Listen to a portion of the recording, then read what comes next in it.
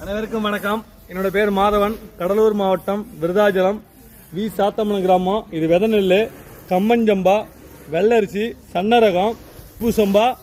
அரிசி வந்து பச்சை கலரில் இருக்கும், லைட் கிரீன் கலரு. இது வித நெல். உங்களுக்கு தேவைன்னா சொல்லுங்கள். இது வந்து கையறுவடை, கையாலே அறுத்து வித நெல் நீ காய வைக்கிறோம். இந்த மணிச்சம்பா, இது வந்து குண்டரிசி, இட்லிக்கு போடலாம். சர்க்கரை வியாதிக்கு சிறந்த அரிசி. இது வித நெல் தேவைன்னா எனக்கு கூப்பிடுங்க. மணிச்சம்பா.